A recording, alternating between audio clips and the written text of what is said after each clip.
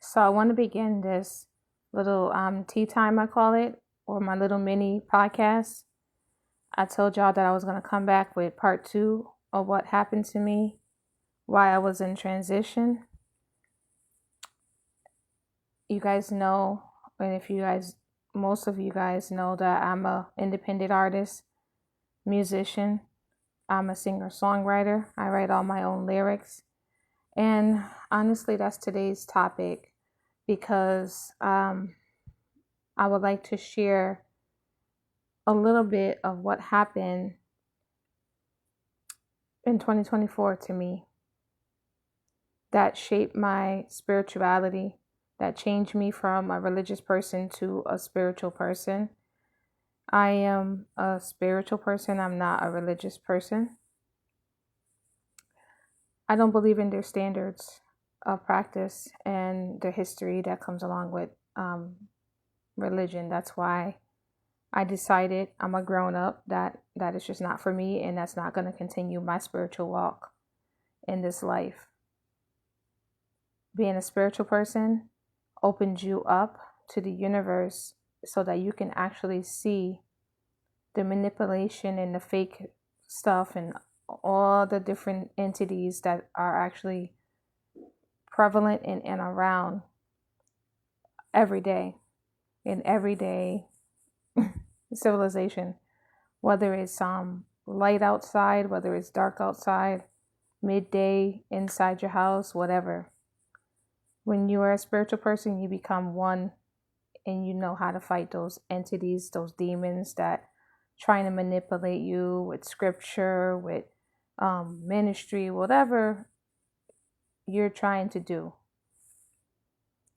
I don't like to talk too much about this because I don't want to offend any fans that listen to my music, but if you do listen to my music, then you already are spiritually woke. I'm an independent artist for a reason. I'm just going to tell you a little mini story. When I was younger, in my early 20s, I was going back and forth to New York, and I was a face model because I wasn't sure, I was too short to be a runway model, and I was writing for this particular studio, and I would sometimes go to this particular club and I'll sing, and that's how you get noticed because all the big music industry people actually hang out there, and you can sing there and get you know get your start if you're passionate about your music, get discovered. So one night it was a person, one of the acts, they didn't show up, and for you to be on added to the list, you have to have a certain amount of acts that come. Now, I was just writing for this particular studio. They're no longer around. They're probably doing their own stuff or working for other people, or they, some of them made it into the music business, and that's great for them. But I just didn't want to be affiliated with that situation. I will write my music and I'll have my stuff in a notebook and, yada yada. One day I left my book and I couldn't find my book, and one of my songs got taken. And, I didn't know too much about copyright and all that other stuff. And it got sold to an upcoming artist that actually had a hit record with my song, and they blew up for a little while, but they wanted to know who was the writer because she wasn't a writer. She was just a singer, a really good vocalist, but she wasn't a writer. What I always say to people, and as I'm an older person now, you don't know what kind of business the music business is. There is a lot of manipulation, control, and it is true to a certain extent.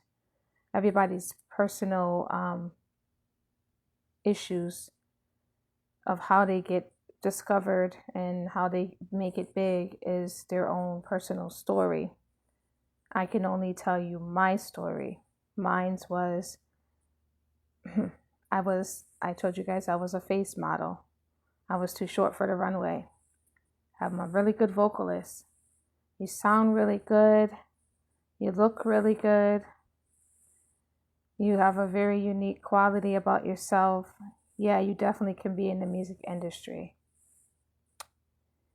Those are all good things for 18, 19, and 20-year-old brain to hear.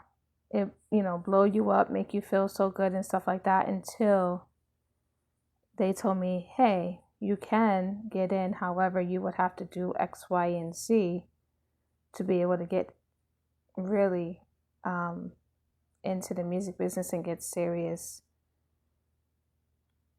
And I'm like, X, Y, and Z. The music that I was writing is the music that you guys hear me write. It never changed. I come from the church. I've always been a spiritual person, not really a religious person. Religion was actually forced on me.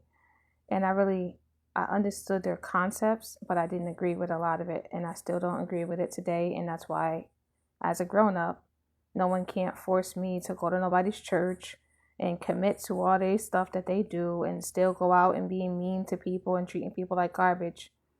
When I was homeless in my car, the Lord spoke to me. Now, you may hear people say they got two different sides. They have a good and they have a bad side. That is true. It all depends on how your mental is and how you feel about talking about stuff like that. But yes, every day we're being peer pressured into doing right or doing wrong. I choose to do right, and I choose to remain as a single independent artist and build my way up. Number one, there's a lot of persuasion that goes along.